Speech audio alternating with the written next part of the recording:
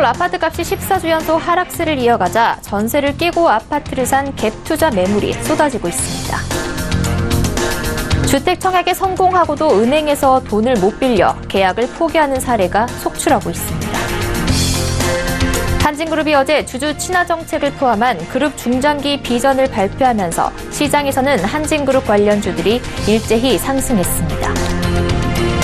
밸런타인데이를 맞아 이색 초콜릿들이 눈길을 끌고 있습니다. 올해는 화학적 변신까지 시도한 초콜릿이 출시됐습니다. 센 뉴스 플러스 잠시 후 뵙겠습니다.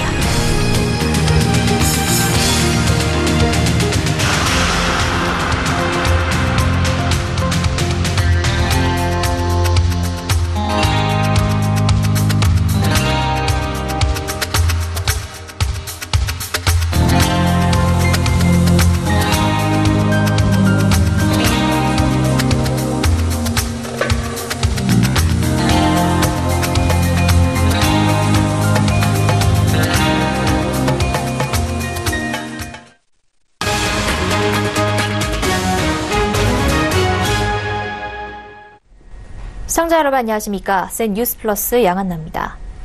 서울 아파트값이 14주 연속 하락세를 이어가고 있습니다. 전셋값도 동반 하락하면서 일부 지역에선 집주인이 이전에 비싼 전세금을 돌려주지 못하는 역전세난까지 생기고 있습니다. 상황이 이렇자 전세를 끼고 아파트를 산 갭투자 매물이 곳곳에서 나오고 있습니다. 그동안 업계에선 다주택자들이 가진 갭투자 물건들이 매물로 쏟아질 거란 관측이 있었는데 이게 현실이 된 겁니다. 정찬신 기자 레포트 보시고 스튜디오에서 자세한 이야기 나눠보겠습니다. 서울 송파구 잠실동 잠실 엘스 아파트 단지. 총 5,678세대 규모인 이 단지엔 268개의 매매 물건이 온라인 사이트에 올라와 있습니다.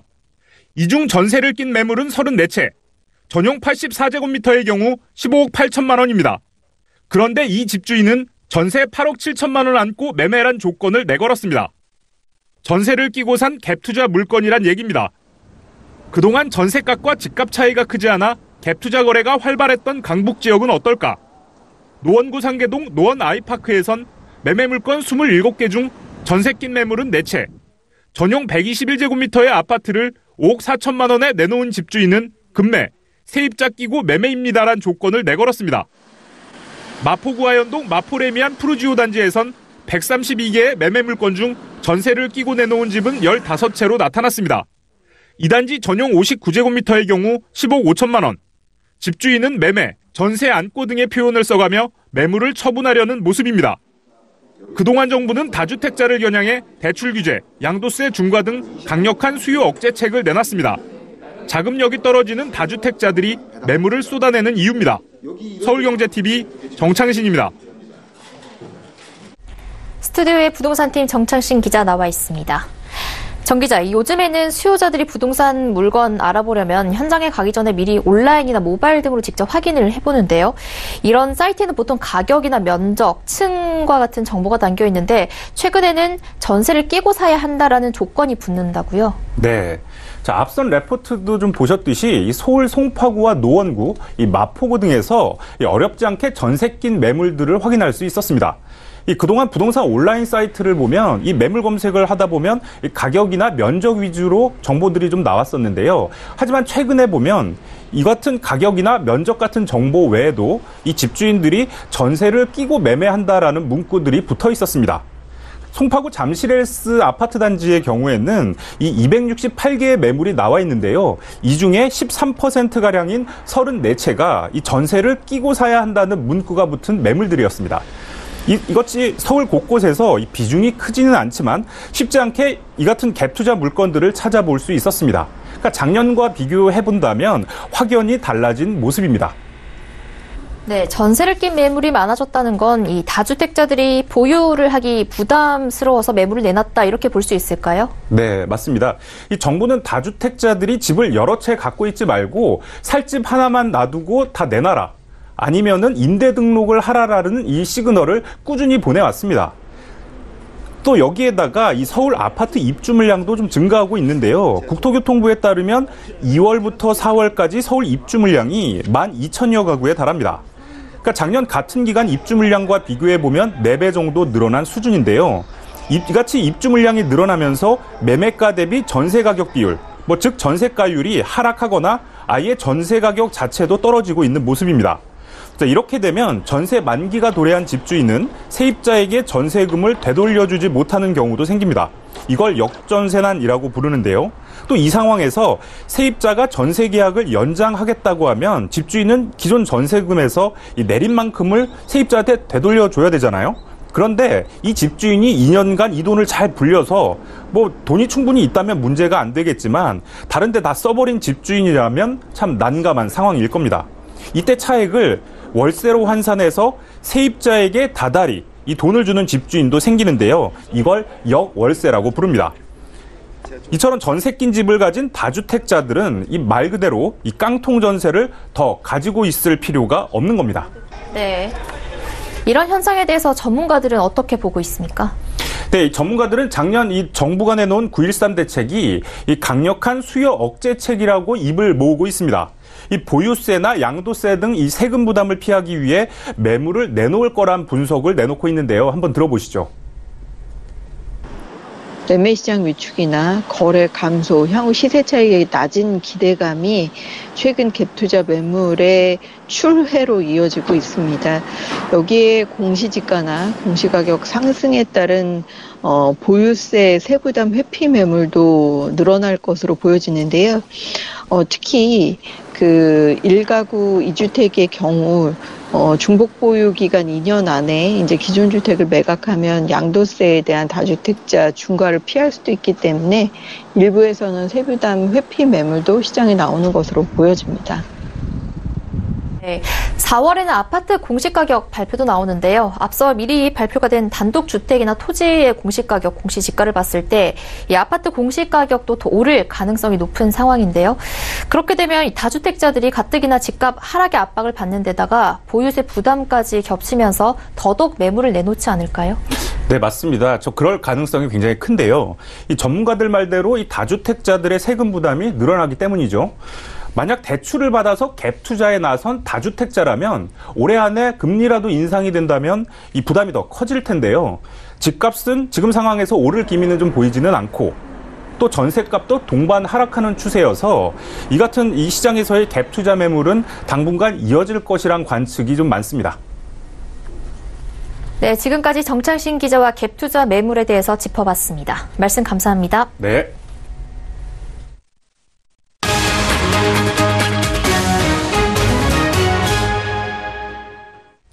전세 시장뿐 아니라 새 아파트 분양 시장도 심상치 않습니다. 높은 경쟁률로 청약을 마감했는데도 은행에서 돈 빌리기가 쉽지 않다 보니 계약을 포기하는 사례가 속출하고 있습니다. 유민호 기자가 취재했습니다. SK건설이 서울 은평구 수색동에 짓는 DMC SK뷰. 지난해 말 분양에 나섰는데 청약 만점자가 나왔을 만큼 관심이 뜨거웠던 곳입니다. 일찌감치 92대 1의 높은 경쟁률로 1순위 청약을 마감했지만 미계약 물량 3가구가 나왔습니다. 모두 전용 면적 84제곱미터로 이르면 3월 초 추첨을 진행할 예정입니다. 정부의 대출 규제가 강화되면서 돈줄이 막힌 일부 당첨자가 계약서에 서명을 못한 겁니다. 단지마다 차이가 있지만 미계약 물량은 청약 통장이 필요 없어 진입 장벽이 낮습니다. 올해 초 대림산업이 동대문구 용두동에 공급한 이편한 세상 청계 센트럴 폴에는 60여 가구가 미계약 물량으로 나왔습니다. 지난 주말 현장 추첨으로 계약자를 모집했는데 당일 3천여 명이 모델하우스를 찾았습니다. 서울뿐만 아니라 경기와 인천 지역에서도 미계약 물량이 속출하고 있습니다. 현대건설이 판교 대장지구에 짓는 힐스테이트 판교 엘폴에는 100여 가구가 미계약으로 남았습니다. GS건설과 HDC 현대산업개발이 함께 공급하는 안양 비산자이 아이파크도 계약자를 기다리는 중입니다. 두 단지 모두 수요자에게서 분양가 매력이 떨어진다는 평가를 받던 곳입니다. 주변 단지 분양가 비교가 첫 번째고 그 다음엔 공공택지 전매 제한 기간에 따라서 청약을 결정하셔야 되고요. 다음은 규제 지역에서 대출 규제 여부에 따라서 대출 받는 금액과 함께 결정하셔야 됩니다. 봄 성수기를 맞아 오는 3월부터 5월까지 수도권에선 약 4만 가구가 분양을 앞둔 상황. 서울에서도 계약을 포기한 사례가 빈번한 만큼 작년 같은 완판 행진은 기대하기 어려워 보입니다. 서울경제TV 유민호입니다. 한진그룹이 전날 주주 친화 정책을 포함한 그룹 중장기 비전을 발표하면서 증권가는 일제히 한진그룹 계열사들에 대한 긍정적인 전망을 내놨습니다. 오늘 한진칼 루가 장중 상한가를 기록하는 등 한진그룹 관련주들은 일제히 상승했습니다. 앵커 리포트입니다. 한진그룹 지주사인 한진칼이 행동주의 펀드 KCGI와 국민연금의 압박을 대부분 수용하는 주주가치 재고 방안과 중장기 비전을 내놨습니다. 주요 내용은 지난해 당기 순이익의 절반 수준의 배당, 송현동 부지 연내 매각 결정과 제주 파라다이스 호텔 매각 검토, 한진칼의 사회 이사 증원, 한진칼과 주한진 감사위원회 설치 등입니다. 한진그룹은 2023년까지 그룹 전체 매출 22조 3천억 원, 영업이익 2조 2천억 원, 영업이익률 10%를 달성하겠다는 목표입니다. 한진그룹의 발표 후 증권사들은 일제히 한진그룹 계열사에 대한 기대감을 내비치며 투자 의견 매수를 내놨습니다. 특히 유진투자증권은 대한항공에 대해 한진그룹의 중장기 비전에 핵심 역할을 하게 될 것이라고 전망했습니다. 대한항공이 한진그룹 매출의 80%, 영업이익의 68%가량을 기여하고 있는 만큼 이 그룹 가이던스 달성에 핵심적인 역할을 하게 될 전망입니다. 대신증권은 한진칼에 대해 한진그룹의 중장기 비전 및 성장 전략 발표로 긍정적인 변화가 시작됐다고 전했습니다. KB증권은 한진그룹 안이 KCGI 안만큼 강하진 않아도 현 경영진이 주주 제안을 무시할 수 없는 상황임을 나타냈다는 점에서 충분히 매력적인 발표라고 평가했습니다. 오늘 시장에서 한진칼은 장중 4.49%까지 올랐다 정거래일과 같은 가격에 마감했고 한진칼 우선주는 장중 상한가를 기록했다 8.53% 상승한 18,450원에 거래를 마감했습니다. 대한항공과 대한항공 우선주는 각각 3.22%, 4.18% 상승한 채 거래를 마쳤습니다. 서울경제TV 양한나입니다. 오늘은 좋아하는 사람에게 달콤한 초콜릿을 건네며 마음을 전하는 날이죠. 밸런타인데이를 맞아 이색 초콜릿들이 눈길을 끌고 있습니다. 모양이나 포장이 특이한 것을 넘어 아예 화학적인 변신을 했습니다. 미래형 4세대 초콜릿, 고현정 기자가 전합니다. 초콜릿의 네 번째 색깔이 있다면 무슨 색일까? 바로 분홍색입니다. 스위스 초콜릿 생산업체 베리칼리보가 10년 가까이 연구한 끝에 개발한 루비 초콜릿은 밀크, 다크, 화이트 초콜릿에 이어 80년 만에 나온 4세대 초콜릿입니다. 국내에는 롯데제과가 지난달 업계 최초로 출시한 판 형태 루비 초콜릿 핑크 크리스탈이 대표적인데 인공색소 없이도 자연 분홍빛을 낸다는 것 이외에 레몬이나 베리 같은 새콤달콤한 맛이 자연적으로 난다는 특징이 있습니다. 롯데제과 측은 전 세계적으로 루비 초콜릿이 인기를 끌고 있다며 국내 초콜릿 매니아 사이에서도 호응이 뜨겁다고 덧붙였습니다. 여성을 위해 특별히 설계된 초콜릿도 눈길을 끕니다. 유한양행의 건강식품 브랜드 뉴오리진은 월경 전후 여성들을 위해 감마 리놀렌산이 풍부한 도라지 오일을 첨가한 피스 초콜릿을 출시했습니다. 팜이나 이 백설탕이나 이런 것들을 쓰지 않고 리얼한 초콜릿을 만들고 이왕이면 좀 더 여성을 위한 초콜릿을 만들면 좋겠다라고 했을 때 생리 증후군에 대한 것을 포커스를 맞춰가지고 거기에 도움이 되는 어떤 허브라든가 아니면은 도라지 오일이라든가 이 카카오 버터와 카카오 메스 이 순수하게 이 카카오만으로 만든 제품으로 소비자분들도 저희 선물용으로 많이 피스를 좀 구매를 하셔서 증정을 하고 계시는데. 또 설탕, 식물성 유지 등 인공 첨가물이 덜한 초콜릿일수록 몸에 좋기 때문에 구매 전 성분을 확인해 볼 것을 추천했습니다. 편의점이나 카페에서도 밸런타인데이를 맞아 한정 메뉴를 선보이는 등 유통업계 전반이 치열한 경쟁을 펼치면서 초콜릿의 무한한 변신이 계속되고 있습니다. 서울경제TV 고현정입니다. 지난해 투자자들의 기대를 한몸에 받으며 출시된 코스닥 벤처펀드가 저조한 수익률 탓에 골칫덩어리로 전락했습니다. 전문가들은 올해는 회복세가 나타날 것이라고 전망합니다. 앵커 리포트입니다. 지난해 4월 출시된 이래 줄곧 내리막길을 걸어 마이너스 신세로 자리 잡은 코스닥 벤처펀드. 2월 현재 많게는 펀드 설정일 이후 20% 하락한 상품도 있습니다. 정부 주도로 나온 상품인 만큼 큰 기대를 가졌던 투자자들은 실망감이 극에 달하면서 자금 이탈이 이어지고 있습니다. 다행스럽게도 업계 전문가들은 올해 코스닥 벤처펀드, 이른바 코벤펀드가 회복세를 보일 것이라는 전망을 내놨습니다. 코스닥 시장의 상당 부분을 차지하는 바이오 종목들이 기술 수출과 임상 통과 등으로 반등세를 보이는 데다 대여급 기업들의 상장으로 공모주 시장이 활기를 되찾을 것이란 기대감 덕분입니다.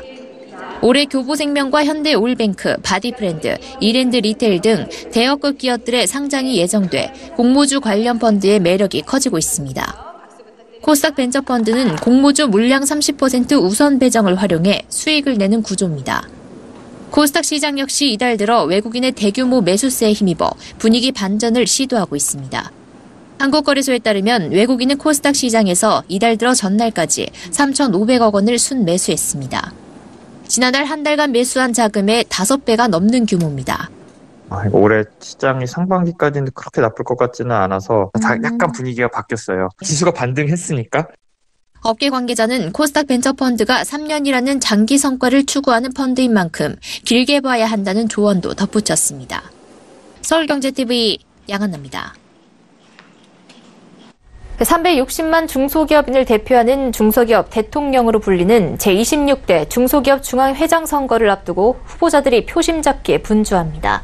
문재인 정부의 국정 운영 방향의 핵심이 중소기업 중심 경제인 만큼 책임감과 무게감이 막중할 텐데요. 전임 회장과 전현직 중기중앙회 부회장직을 맡는 등 내부에서 잔뼈가 굵은 인물들이 후보에 줄줄이 이름을 올렸습니다. 어떤 공약들을 내놨는지 김혜영 기자가 알아봤습니다. 오는 28일 선거를 앞두고 있는 제26대 중소기업 중앙회 회장 자리를 놓고 총 5명의 후보자가 이름을 올렸습니다. 우선 돌아온 노장으로 불리는 JS티나의 김기문 회장. 23대와 24대로 8년간 중기중앙회 회장을 지냈던 그는 중소기업 정책은 일관성 있게 지속적으로 유지되고 보완해 나가는 것이 중요하다며 가압승계 제도와 노란공제 사업에 대한 제도를 보완해 나갈 것이라는 계획을 밝혔습니다. 스마트 공장 전도사로 불리는 프롬파스트 원재희 대표, 스마트 공장 확산에 앞장서며 중기중앙회 부회장으로 4차 산업혁명위원회 위원장을 맡고 있는 그는 협동조합 활성화와 중기 현장의 민원 해결을 위한 전담팀 조직을 목표로 내놨습니다. 이재광 후보도 지난 25대 선거에서 현 박성택 회장과 치열한 막판 결선 투표까지 갔던 인물로 중소기업이 힘든 것은 적당한 이익을 낼 수 있는 일거리가 없기 때문이라며 일거리를 만드는 제대로 된 회장이 되겠다는 포부를 밝혔습니다. 이와 함께 이재한 한용산업 대표도 출사표를 던졌습니다. 국회에서 활동한 인물로 19대 대선 당시 문재인 캠프에서 중소벤처기업위원회 위원장으로 활동했던 만큼 현 정부와의 소통과 협상의 창구 역할을 해낼 것이라는 평이 나옵니다. 그는 최저임금 인상 등 중소기업이 처한 현실과 현장 목소리를 정부에 잘 전달해 나가겠다는 계획입니다. LED 조명 등을 생산하는 세진텔레시스 주대철 대표도 출마를 선언했습니다. 한국방송통신산업협동조합 이사장을 17년째, 2004년부터 3년간 중소기업 중앙회 이사와 2007년부터 현재까지 중소기업 중앙회 부회장을 12년째 역임하는 등 다양한 정책 제언을 내놓고 있습니다. 그는 회장은 중소기업의 머슴이 돼야 하는 자리라며 풍부한 경험을 살려 중기정책 전문가로서 협동조합 간 협업사업 지원정책 시행을 하겠다고 밝혔습니다. 한편 후보자들은 지난 13일 대구를 시작으로 15일 전주, 20일 서울까지 세 차례의 토론회를 통해 정책 공약을 구체적으로 발표하고 향후 중앙회를 이끌어 나갈 청사진을 내놓는다는 계획입니다. 서울경제TV 김혜영입니다. 게임과 공부는 어울리지 않는다고 생각하는 분들 많을 텐데요. 최근 교육 현장에서는 게임을 다양한 교육에 적극 활용하고 있습니다. 한국콘텐츠진흥원은 전국의 교사 등 교육 분야 전문가들과 함께 게임을 새롭게 바라보고 교육적 가치를 창출해내는 연구에 한창입니다. 지난해 게임 리터러시 연구 성과를 공유하고 네트워킹하는 성과 발표회 현장에 고현정 기자가 다녀왔습니다. 게임을 교육 현장에 제대로 적용하기 위한 방법을 고민하는 선생님들이 한자리에 모였습니다. 게임이라고 하면 약간 부정적인 이미지가 좀 강한데 저희가 게임을 만들고 학교 현장에서 학생들과 같이 해보니까 아이들이 훨씬 더 몰입하게 되고 재미있게 공부할 수 있던 것을 확인할 수 있었거든요. 그래서 내년에도 이런 게임과 공부가 결합되어 있는 그런 자료가 많으면 학생들이 재미있게 학교에서 공부할 수 있을 것 같습니다. 게임 리터러시란 디지털 시대를 맞아 게임이라는 문화 콘텐츠를 진지하게 살펴보고 사회적, 경제적 의미를 찾아내 실생활에 활용하는 능력을 말합니다. 예를 들면 VR 기술을 우주과학을 교육하는 데 활용하고 아이들이 직접 게임을 하면서 소프트웨어 코딩에 대해 자연스럽게 익히는 겁니다. 한국콘텐츠진흥원은 오늘 2018 게임 리터러시 성과 발표회를 열고 지난해 사업 성과를 돌아보고 우수 사례를 공유하는 자리를 마련했습니다. 올해 한 10년 가까이 됐고요. 올해 중점적으로 할 내용들은 일단 교사 연구의 활동을 작년보다 더 많이 활성화, 강화할 계획이고요. 그리고 게임은 일단 문화다라는 이런 쪽에 좀 방점을 두고 그러니까 인식 개선 활동에 더 집중할 계획입니다. 특히 현장을 찾은 교사들은 게임 리터러시의 교육적, 사회적 가치를 높게 평가했습니다. 학생들한테 줄 수 있었던 가장 컸었던 건 학생들이 수업 시간에 아주 높은 정도의 몰입을 경험할 수 있었다는 거였어요. 이제 특수 학급에서 장애를 갖고 있는 친구들을 수업을 하고 있거든요. 그래서 그 학생들 대상으로 다시 교수적 수정해서 적용하는 방법에 대해서 저희가 연구 주제를 잡아서 연구를 했습니다. 더 확산이 돼서 저희 이제 특수교육 대상 학생들도 사회 통합 또 이런 것들이 통합이 될 수 있는 그런. 서울경제TV 고현정입니다. 오는 3월 정기 주주총회 시즌 때 전자투표제를 운용하는 상장사가 크게 늘어날 전망입니다. 한국예탁결제원에 따르면 지난해 말까지 예탁원의 주총 전자투표 시스템을 이용하기로 계약한 상장사는 총 1,204개사로 전체 상장사의 57%에 달했습니다. 특히 2017년 말 주주 의결권을 예탁원이 대신 행사하는 섀도우 보팅제 폐지 이후 한국거래소의 상장 규정이 개정되면서 전자투표에 대한 상장 기업들의 관심이 빠르게 커졌습니다. 거래소는 섀도우 보팅 폐지에 따라 정족수 미달로 사회이사나 감사위원을 선임하지 못하더라도 기업들이 전자투표제 도입 등 주총 성립을 위해 노력했다는 점을 증명하면 관리 종목으로 지정되지 않도록 하는 특례를 마련했습니다. 센 뉴스 플러스 여기까지입니다. 시청해주신 여러분 고맙습니다.